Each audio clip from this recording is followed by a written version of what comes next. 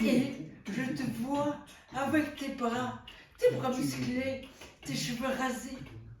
Et puis, tu me parles tout bas, tout bas, tout bas, tout bas, tout bas, tout bas, tout bas, tout bas, tout bas, tout bas, tout bas, tout bas, tout bas, tout bas, tout bas.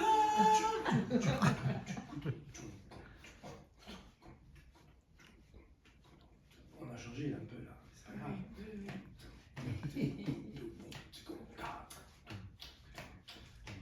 C'est ta voix. Ta voix douce et grave enveloppe mon âme, enveloppe mon être. Oh que c'est bon, c'est comme un petit nid où on se repose. Et j'ai des frissons. Non. Des frissons. Non, courez, courez. Quand tu me lèches le bout de l'oreille, j'éclate de rire. Alors tu es vexé. Vexé, vexé. Vexé, vexé. Là, vous êtes censé, en fait, le public est censé être à moitié en transe, se mettre à moitié nu et dire vexé, frisson. Voilà. D'accord ? Donc, je fais une partie frisson. D'accord ? Donc, là, c'est la partie frisson. Oui, frisson. Donc, la partie frisson. Et ça, c'est la partie vexée. Ok.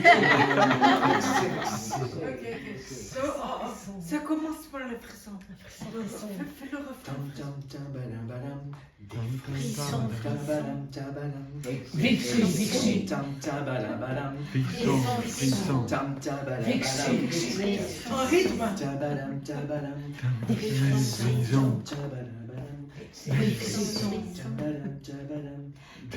Frisson.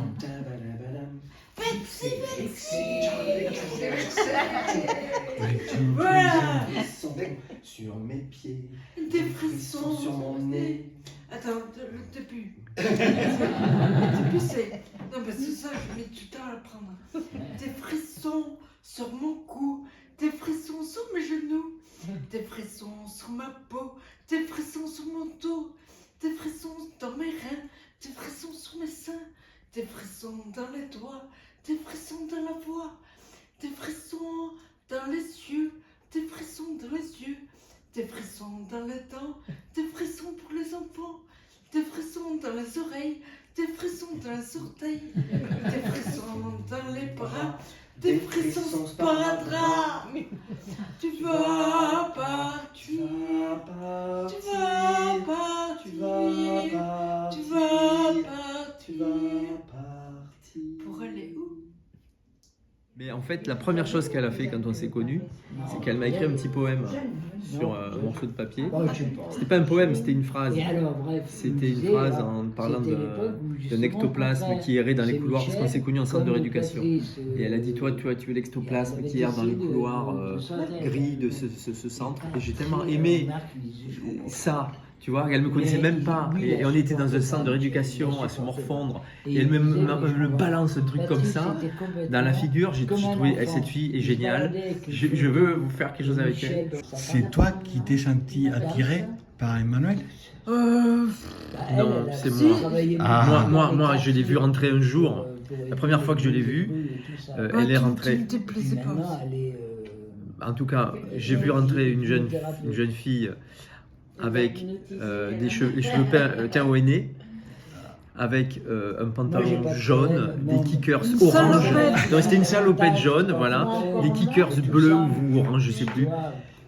J'ai été mais complètement, j'ai dit qu'elle est belle, et elle marchait comme ça, hein, parce qu'avec son trauma, c'était complètement, c'était comme ça, et je trouvais que c'était encore plus beau. C'était encore plus beau, quoi. J'ai dit, et donc là, j'ai été la voir, et puis quand elle m'a dit son âge, j'ai dit, elle est un peu jeune quand même. mais c'est pas grave. On était, et puis du coup, on a fait un scandale dans l'établissement, parce qu'elle est venue me voir après dans ma chambre. Il y avait le secteur adulte et le secteur jeunesse. En fait, elle n'avait pas le droit de venir. Ce qui était bien, c'est qu'il était à l'étage. Tout en haut, c'est un bâtiment de 8 étages, un ancien sanatorium. Voilà. dans la Pyrénées-Orientales. Et pour aller à l'infirmerie, qui était tout en haut, le trauma, c'était l'étage 2. C'est tout pareil en fantasme. Mais pour aller en haut, Un à truc, l'infirmerie, une petite je histoire passais par devient- chez lui. Alors qu'en fait, ça reste Donc une j'allais petite histoire, chez je suis lui, d'accord avec toi. j'allais un prétexte Mais pour à l'infirmerie l'autre, suivant ce pour que aller tu le voir. dis, Et là, pour moi, qu'a commencé terrible, comme à tu germer dis. entre nous Voilà.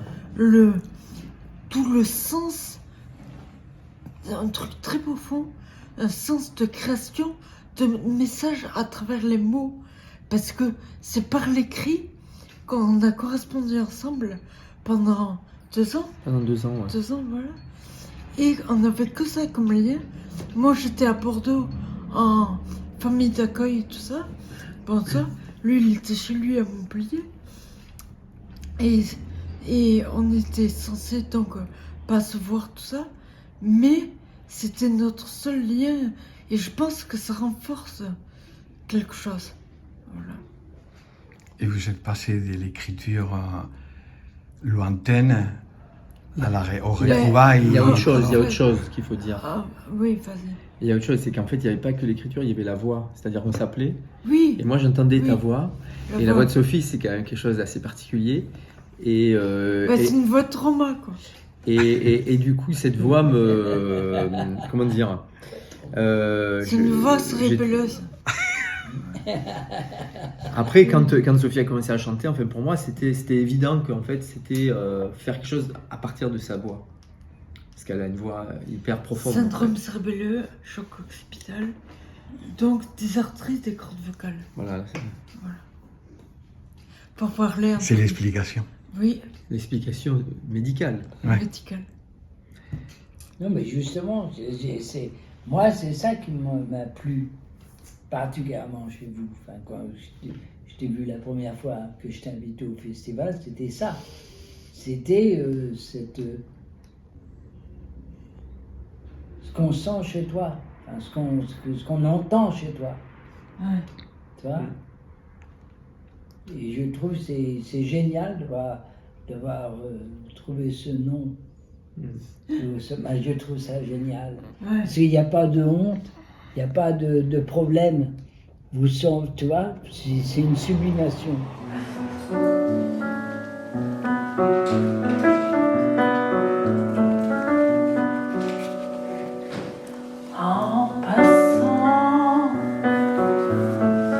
En passant dans ta vie, j'ai fait un trou, et ta vie toute percée te collera au dos, à la peau.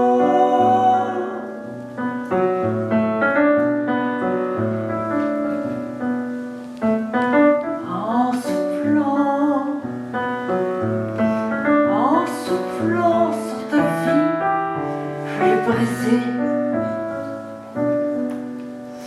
Oui, mais je m'en moque. Oui, je m'en fous, parce que ma vie à moi, elle est aussi toute brisée. Je te voulais, oui, je t'aimais, de l'amour impossible à accomplir.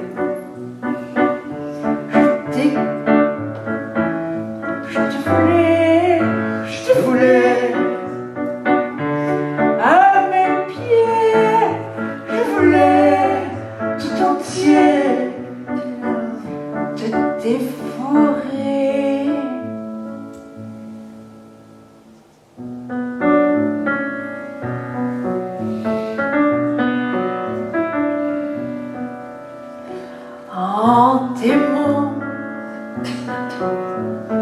En t'aimant, je t'ai capturé.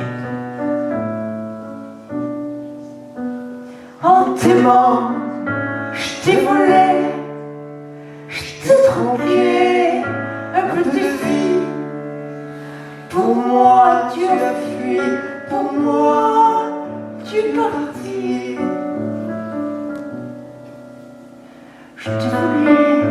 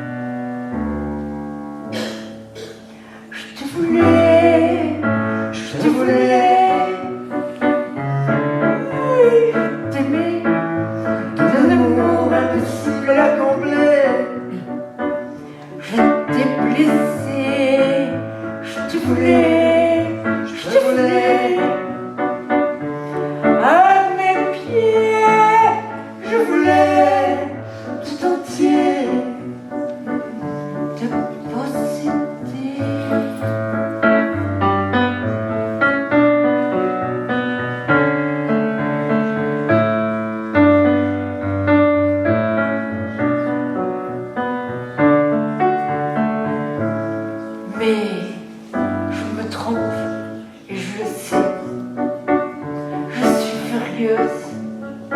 Alors, je fais des trous dans ton cœur, dans mon cœur, dans ta vie, dans ma vie.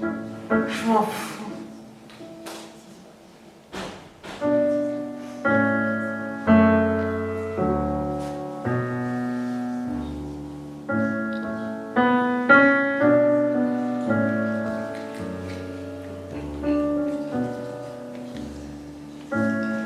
J'ai perdu ma boussole dans la mer, dans le puits de ton âme, je l'ai perdue.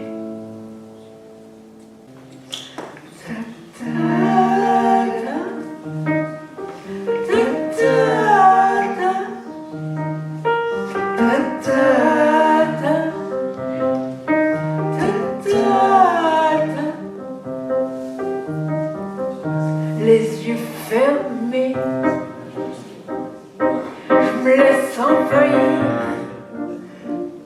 par la fête et par le désir. Mon âme errante, mon âme nue, je cherche dans la foule le visage innocent et désespéré qui a peur de son repos. Cette âme errante, cette âme nue, le vent de l'allégresse souffle là et m'apporte un ruban.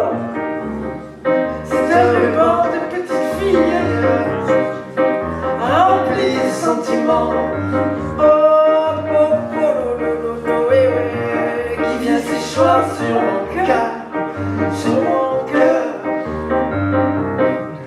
sur mon cœur. Ta, ta, ta,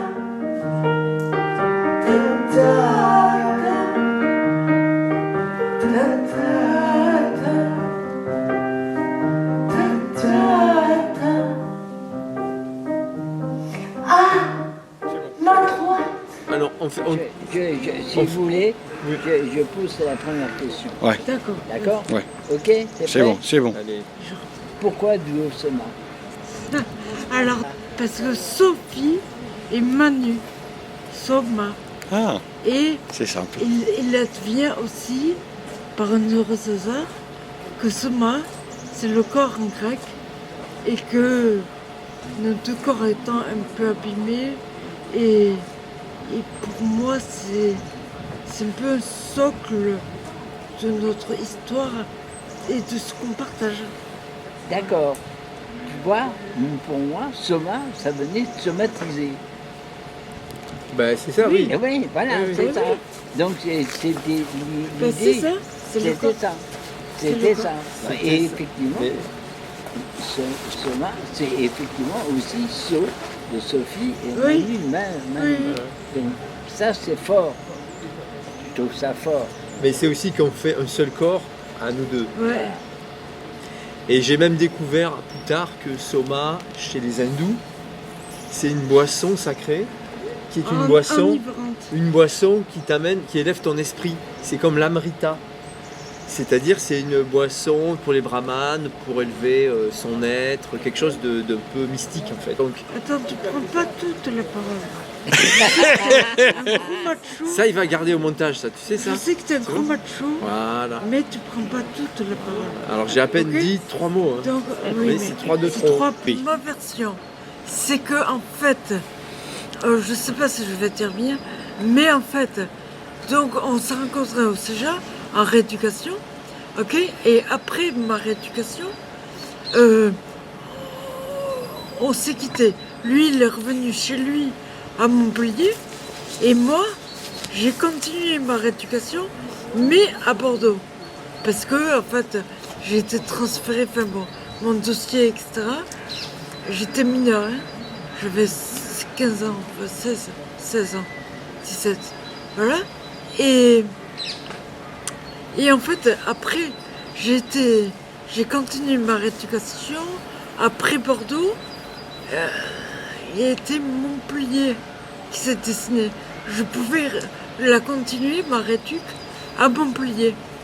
Et il y avait un centre super là-bas. Voilà, le CRIP, Centre de rééducation et d'insertion professionnelle de Castelnau-le-Lez, à côté de Montpellier. Voilà. Et donc j'y suis allée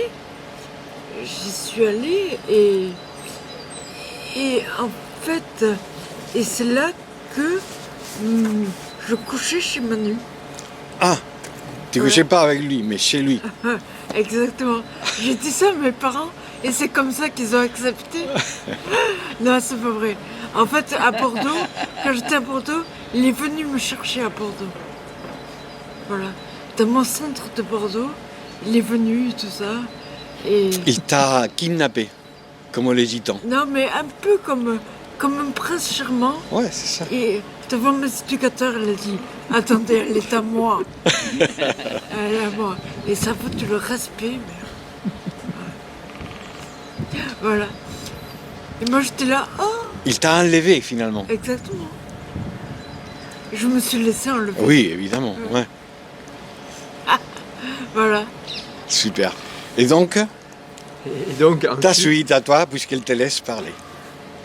Et bien donc ensuite nous sommes retrouvés à Montpellier, Chez lui, donc.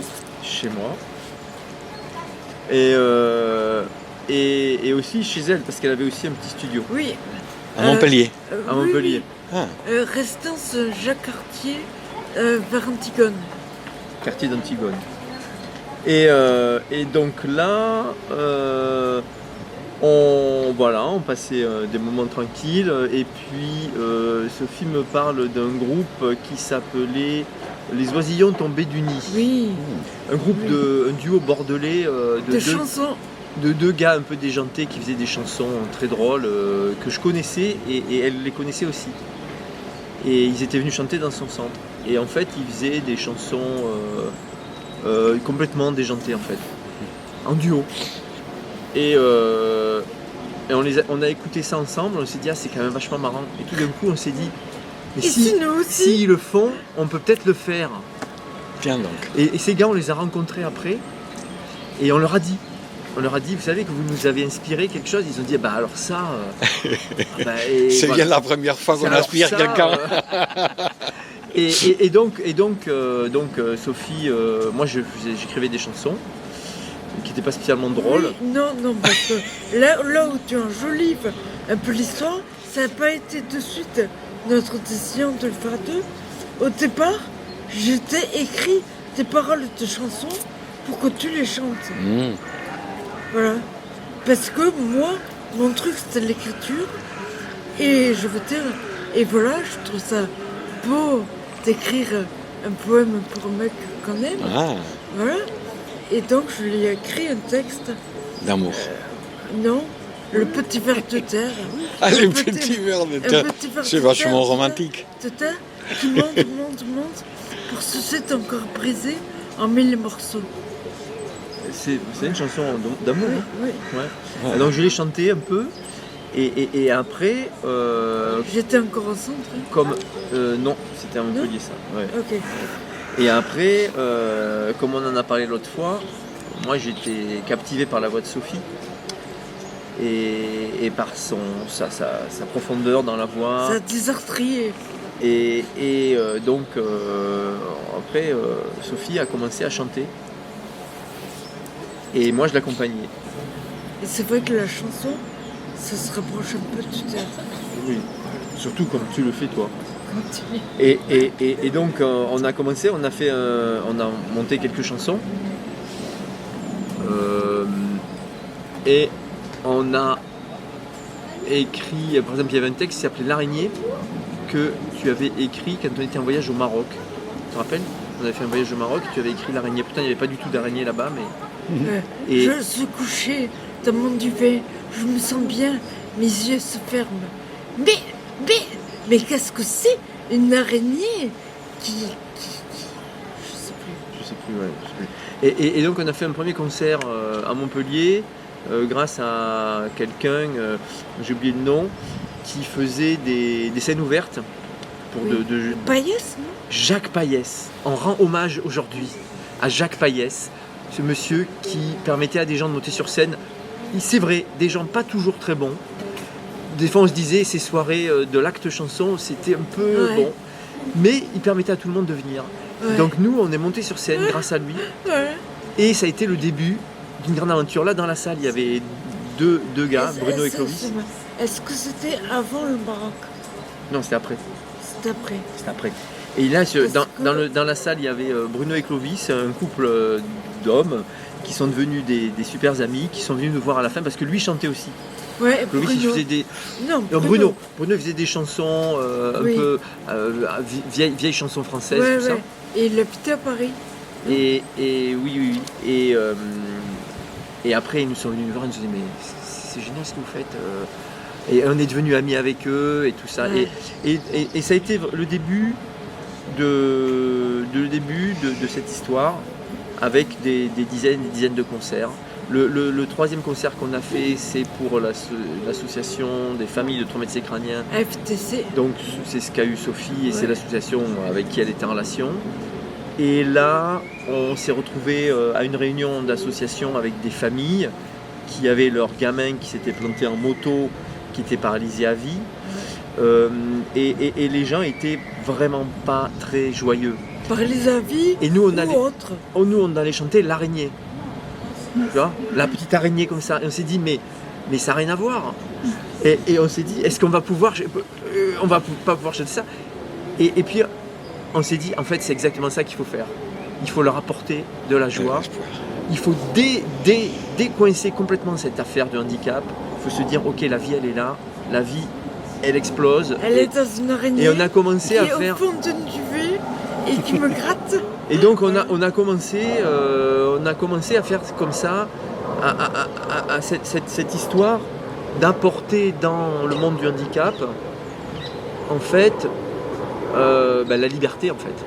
Voilà, la liberté. Et la beauté. Voilà. Et donc voilà, donc on a fait des choses un peu dans ce genre-là, puis on a aussi essayé de jouer dans toutes sortes de lieux comme tous les chanteurs.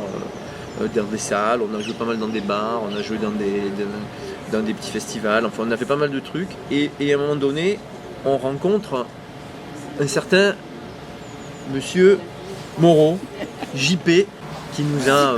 Vas-y raconte toi comment ça s'est passé. Moi je vous ai rencontré à Pantin où il y avait une réunion Oui. de personnes qui étaient... qui avaient des handicaps différents quoi. C'est comme ça que je vous ai rencontré. Ah, dans cette salle Dans cette salle. Oui, d'accord. L'inattendu. L'inattendu. Oui. Voilà, l'inattendu. Avec Exactement. Abdel. Non, c'était pas Abdel. Non, c'était pas Abdel. Moi, je sais plus. Et à ce moment-là, déjà, je m'occupais du festival Andy Blues sur l'île de Léron, où l'idée, c'était de faire venir, bien sûr, des personnes qui souffraient de handicap, mais qui étaient capables de faire du théâtre, de danser, de chanter. On a fait venir une... je crois que c'était là, il y avait une batucada. Hein, ils étaient là avec quand je vous ai rencontré. Oui, je crois, oui. Extraordinaire, avec mélangé autiste, trisomie, mais formidable, quoi, une pêche extraordinaire.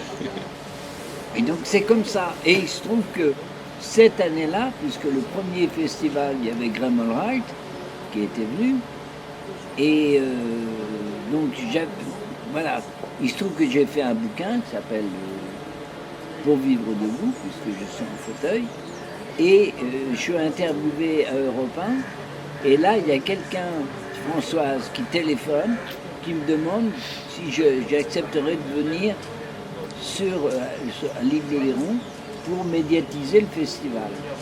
Donc je demande à Graham Allwright en premier à venir, il a été le premier parrain. Et le deuxième, c'était Jacques Higelin. Il se trouve que je le connaissais aussi depuis longtemps. Et je lui ai demandé, et Jacques, il avait ce côté complètement généreux de venir gratuitement pour ce genre de choses. Et donc j'ai demandé à Duo Sema, à Sophie et Manu, s'ils étaient OK pour faire la première partie de Jacques Higelin. Chose où ils ont été un peu... je sais pas, hein, quand même. Comme Jacques Higelin, quand même. Puis en fait, bon, c'était formidable. Mais complètement. Hein, c'était un beau concert. Et pour vous, et Jacques, il a été formidable avec vous, quoi. Oui, il a été touché, ouais. Ça avait ce côté très fort dans ce festival de permettre le dernier que j'avais invité, c'était un chanteur pour les enfants. Marie se souviendra. Oui. Euh, Frédérico Garcia. Non. Anne-Marie, comment s'appelle le dernier que j'ai fait venir au festival? Steve Waring, qui chante pour les enfants. Et les personnes, ils ne connaissaient pas Steve Waring. Et quand ils disaient, oh oui, mais quand même. Et tous les enfants de l'île sont venus. Et là, il y a eu un mélange avec les enfants, les handicapés. Dans ce centre, il y avait des handicapés physiques et mentaux. C'est très particulier, quoi. Jacques, quand il a chanté, à un moment, vous vous rappelez, il pose la question. Vous faites l'amour de temps en temps? Et là, non. D'un seul coup, il s'est rendu compte que c'était un public ordinaire, quoi. C'était des gens, bah oui, l'amour, ils savent pas ce que c'est, quoi. Ils font pas l'amour physique. Et les familles, les parents, hop, ils commençaient à partir, quoi, choqués. Voilà. Ah oui, parce que souvent, c'est les parents qui empêchent les enfants de faire l'amour. Faut le savoir, quoi. C'est un truc, c'est un interdit, faire l'amour, pour un handicapé. C'est la vérité. Ils n'ont pas fait de publicité pour Jacques Higelin, parce qu'ils avaient peur qu'il y ait trop de monde. C'est vrai. Bah, c'était plein, hein. C'était plein la salle. C'était plein, malgré tout, parce que le bouche à oreille, il fonctionne, quoi. Et vous gardez quel souvenir, vous? De ce moment, bah, c'est inoubliable. C'est inoubliable parce qu'on a fait notre concert. Et puis après, c'est lui qui est monté sur scène et c'était Higelin sur scène. Bon, moi je trouve ça c'est extraordinaire, quoi. Et on s'est dit, bon ben voilà, avant c'était nous, c'était un bon moment. Après, on a été le voir en coulisses. Et moi, je lui ai dit, on peut refaire, si tu veux, des premières parties, tu nous appelles et tout. Il dit, oui, on verra. Bon, il était dans autre chose, quoi. Mais quand il a vu Sophie, quand on est arrivé derrière en coulisses, il a vu Sophie, il a dit, attendez, regardez. Il disait, regardez qui vous avez sous les yeux. Il a pris dans ses bras et tout, et il a embrassé et tout ça. Il a dit, ah oui, mais c'est bien, tu joues bien de la guitare et tout. Bon, voilà, non, mais c'était un beau moment.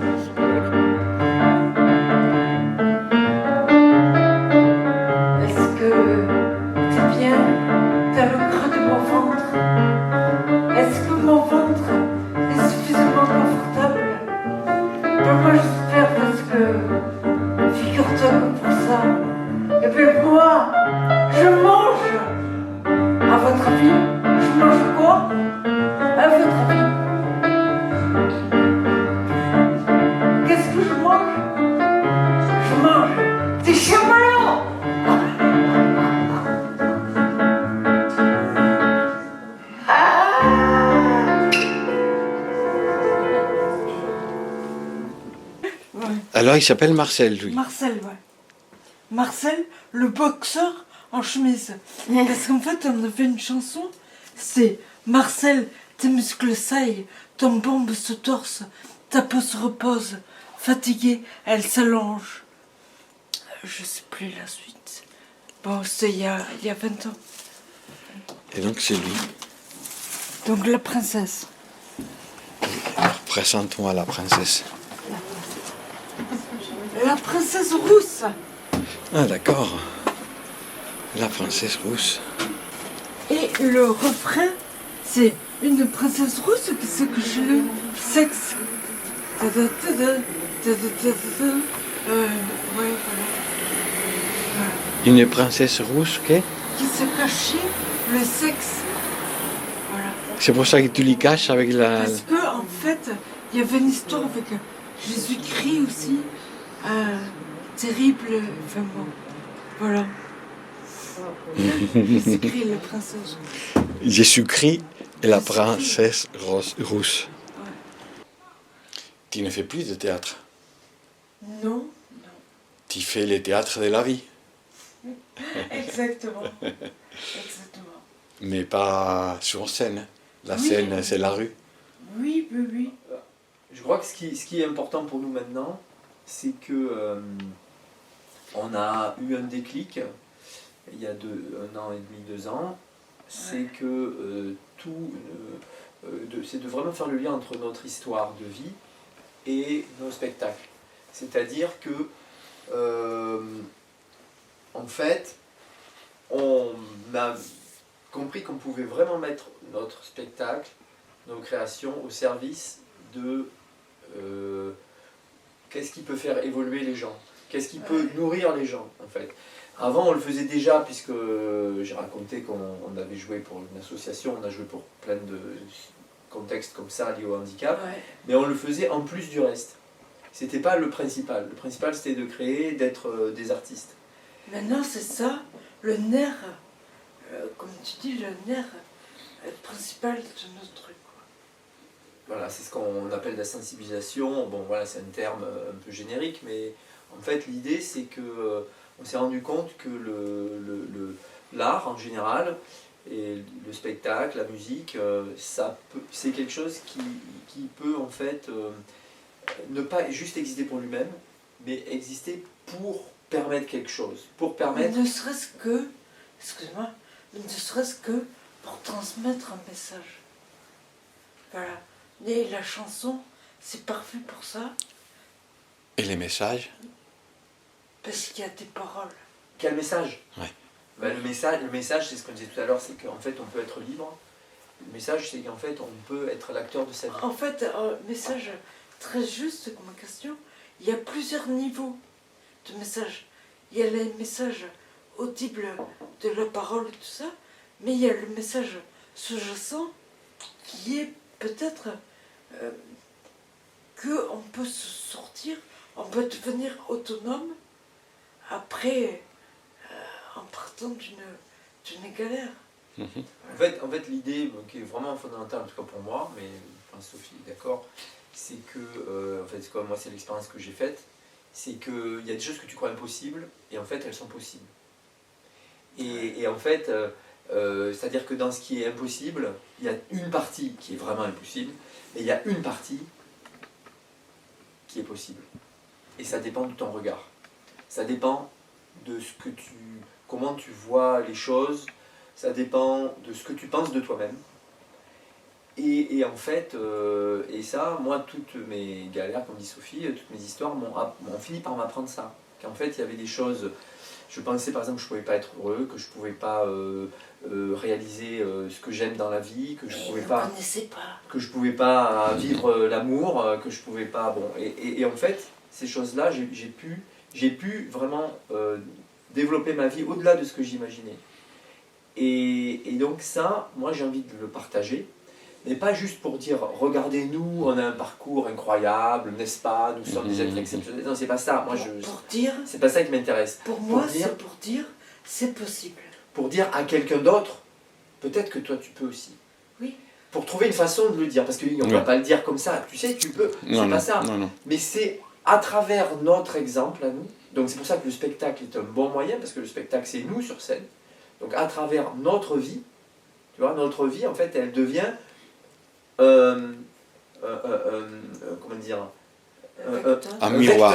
Un vecteur. Comment tu as dit? Miroir.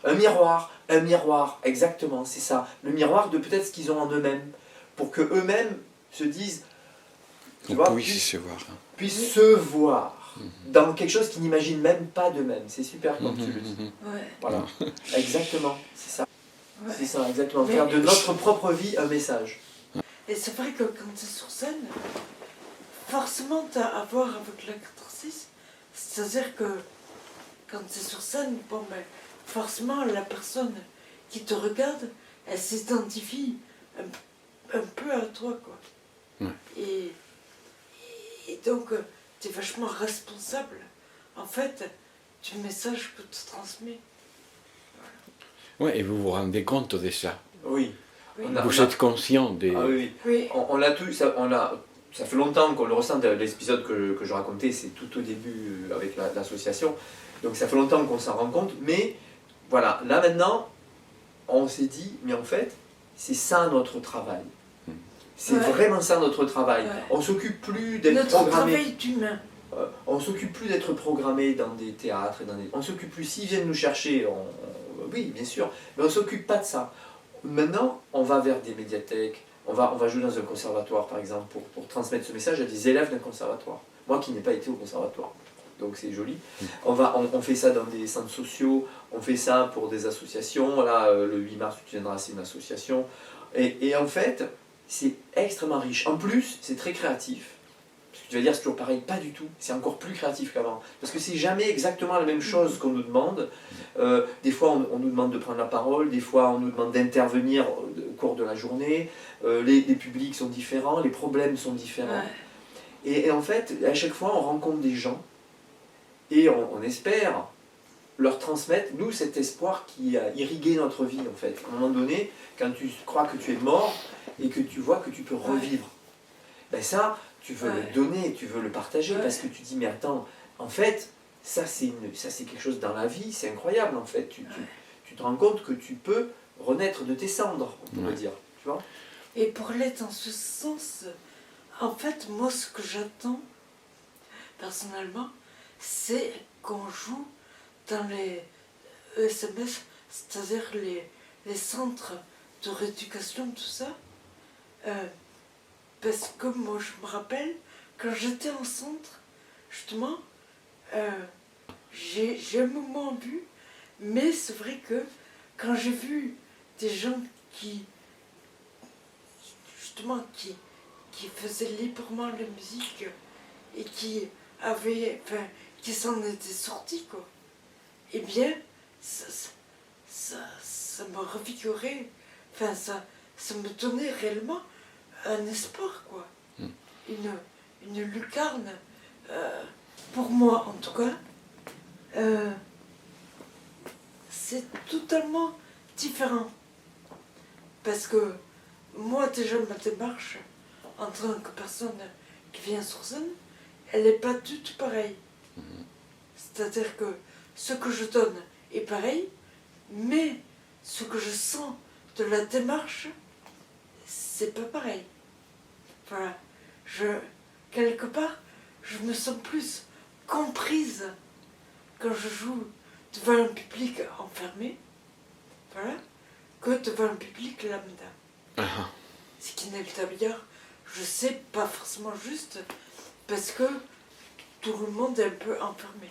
Ok. Oui, est-ce que c'est différent par rapport à avant? En fait, quand tu joues devant un public, c'est toujours bien, en fait. C'est toujours potentiellement bien, parce que des fois, ça dépend, des fois, c'est pas toujours pareil, mais il y a toujours quelque chose qu'on peut partager, qu'on peut transmettre. Mais là, en fait, là, c'est surtout que moi, il y a un truc qui a changé vraiment beaucoup pour moi, c'est que je me rends compte que j'ai dépassé quelque chose. Avant, je voulais faire de l'art, mais quand même pour moi. Et là, j'ai dépassé un stade où en fait, je sens que je peux, quand même, quand on est artiste, tu le sais, tu es artiste aussi, on a un trésor dans les mains. On a la capacité de créer des choses extraordinaires dans la vie, de pouvoir faire ça. Et bien, ce trésor, en fait, je continue de l'avoir parce que je travaille ma musique tous les jours. Ouais. Mais je sens que je peux vraiment, j'ai trouvé une porte pour pouvoir partager plus qu'avant. Ouais. Et donc ça, je trouve que ça, c'est vraiment une évolution dans ma vie à laquelle je ne m'attendais pas. Je Mais ne m'attendais pas qu'un jour je vivrais ça. excuse-moi, ça c'est très important ce qu'il a dit, c'est-à-dire que on garde l'exigence artistique. Oui, Voilà. bien sûr. Ça c'est fondamental. Eh oui. Et la partie spectacle et tout ce qu'on fait, là, c'est toujours avec du spectacle. Jamais on intervient sans jouer. Ouais. Et donc, il y a toujours de la musique. Et pour nous, c'est fondamental. C'est le vecteur principal. C'est le vecteur principal. Ouais. Parce que c'est là qu'on ne pense pas par la tête, on ressent. On fait ressentir aux gens, on fait vivre une expérience. Ouais. Et cette expérience, comme tu le dis, c'est Sensible. ce miroir, cette présence. et tout est là. Quand j'ai connu Manu, je lui ai écrit des chansons. D'accord? C'est toujours ce que je fais. C'est-à-dire que j'écris des poésies et après on les met en musique. Mais en fait c'est assez complexe parce que... Comment dire, déjà, nous, c'est un travail à deux. Et donc, je crois que on cherche à créer une osmose à nous deux, entre les paroles, la musique, entre sa voix, mon jeu. Et c'est vraiment, en fait, c'est pas juste mettre en musique un texte. Non. Ouais. C'est se relier. Si par exemple on n'est pas bien reliés tous les deux sur le plan relationnel, enfin comment dire, profondément, on ne peut pas faire. Donc il faut toujours chercher à s'accorder, harmoniser nos vies. À partir de l'harmonie de nos vies, il y a une harmonie dans la musique, tu vois, qui peut apparaître. Voilà, en fait, déjà. vous ne pourrez pas trop vous fâcher si vous voulez la Alors faire des fois on quelque se chose de fâche. bien. Ben, c'est pas justement, on se fâche Pour pour expier toute la haine et toute l'acrimonie qu'il peut y avoir entre nous. Et après, c'est bon. Donc évidemment, des fois on se fâche, mais avec la musique, Mais pas trop, parce que sinon, l'harmonie... Pas trop, mais c'est-à-dire, c'est On pas n'a pas le l'harmonie. droit. L'harmonie, c'est pas quelque chose comme ça. Non, non. L'harmonie, c'est ça. Évidemment. Et puis ça repart, et puis tu le reprends. C'est ça en fait, c'est des vagues. Mais quand tu es en bas, tu travailles pour remonter. C'est que ça. Et donc ça, c'est un travail c'est pas ça qu'on dit quand on dit, c'est pas la musique technique, mais ça, c'est fondamental. Déjà. Oui. Et après sur le plan de la création, comment dire, en fait, Sophie, sur scène, c'est beaucoup des personnages. Donc il y a beaucoup l'idée que c'est pas... pour le coup, c'est pas une chanteuse qui est devant son micro puis qui chante une chanson. Elle incarne un personnage. Et donc Toutes mes influences théâtre. C'est quoi ton personnage? celui que tu aimes le plus. Et celui que j'aime le plus, ok, c'est celui d'une aventurière. Ah. Voilà. Ouais. Tu peux la décrire? Une aventurière qui découvre sans cesse des parcelles cachées de la vie et des trésors poétiques derrière des rideaux qui écartent, qui ouvrent des portes et qui découvrent des mondes merveilleux qui se déroulent. Tu peux aussi peut-être parler du clown. Oui, parce que mon personnage, c'est pas qu'une aventurière, mais c'est aussi un clown. Le clown qui fait tout, absolument tout. Voilà, parce qu'en fait, je me prends jamais très au sérieux. C'est un très clown et pirate. Clown pirate, ouais. Non, voilà. Mais ça a l'air de rien de dire ça. Non. Je veux dire, le clown qui se prend pas au sérieux. Mais en fait, je pense que ça va loin. Et parce que ça rejoint ce qu'on disait avant. C'est-à-dire, moi, si je peux, Sophie, tu m'arrêtes. Vas-y. Si c'est pas correct, mais en fait, C'est pas correct. Après, tu me dis que je fais le prof. les aventures de vie qu'on a vécues, que Sophie a vécues, c'est des choses qui te permettent d'avoir un recul sur la vie. Tu vois, un recul qui fait qu'à un moment donné, tu peux prendre des choses avec le sourire. Avec un sourire, mais avec un rire aussi, de dire, ok, les choses sont pas si sérieuses que ça en fait. Les choses, Et tu vois. sont pas si graves. Et donc, en fait, un vrai clown, c'est quelqu'un qui a une grande philosophie de la vie, en fait, qui a une grande compréhension de la vie, pour être clown. Il faut comprendre la vie profondément, et pour pouvoir dire, mais ça, tu peux en rigoler en fait. Arrête de te prendre au sérieux, rigole. En fait, parce qu'en fait, tout ça, c'est... Tu vois. Et ça, c'est pas une petite chose légère, c'est très profond en fait. Et surtout, très très profond. surtout quand tu es sur scène. Quand tu es sur scène, tu sens que tu as enfin tu le sais très bien, Ah, mais tu sens je suis pas que sur tu as scène. Ouais. un pouvoir énorme en fait. Et donc c'est marrant aussi de jouer avec ça et des fois de tirer avec la crédibilité, enfin moi, ça. Oui, oui. En fait, on est exigeant. On est vraiment exigeant. Plus ça va, plus on est exigeant. Oui, et plus, on va dire, on est non seulement exigeant, de plus en plus, mais on tombe de moins en moins dans des écueils. C'est-à-dire qu'on sait de plus en plus, on se connaît en fait. On se connaît, donc on connaît l'autre, on sait les trucs qui marchent ou qui ne marchent pas, on sait un peu plus vers où passer pour que ça fonctionne, simplement. Ouais.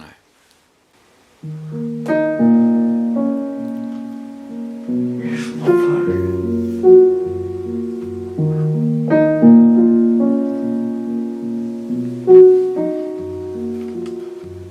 J'ai tant baissé dans l'azur, vers les confins de l'infini, mais elle pleut comme le ciel dans ma nacelle.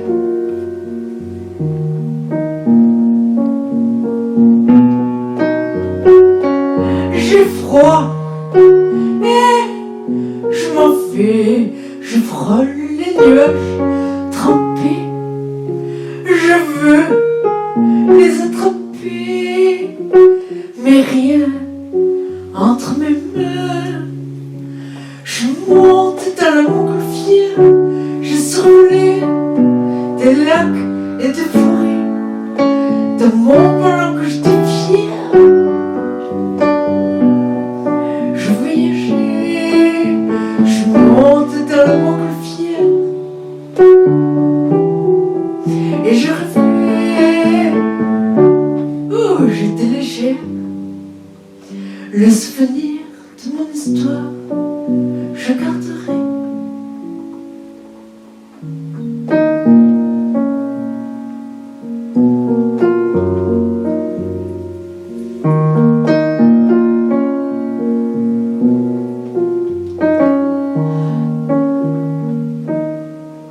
Dans mon ballon que flotte au vent, je vais danser entre les pôles, dans une valse un peu folle, offrir mes yeux et mon sourire.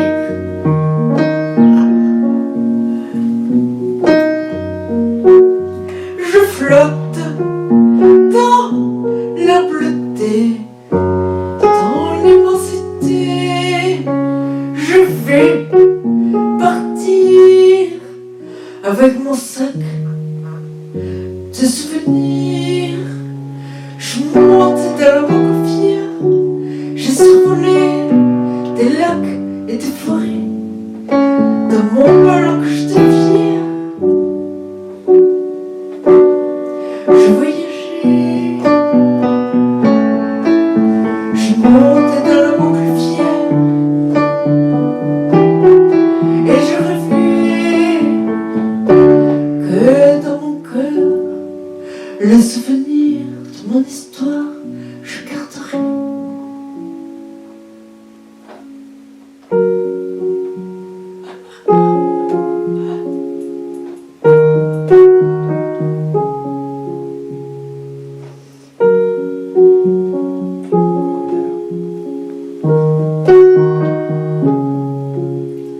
Un courant d'air m'a transporté jusqu'au désert de l'Alaska.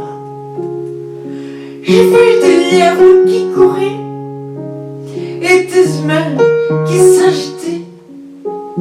Je leur ai fait signer de la main, ils m'ont pas vu. J'ai vu des lacs en suspension, des petits ours, des grands faucons, des astres bleus qui se levaient, des soleils bleus qui se couchaient.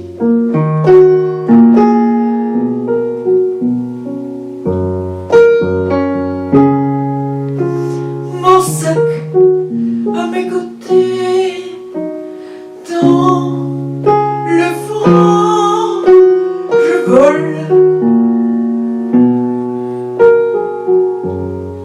sur le monde.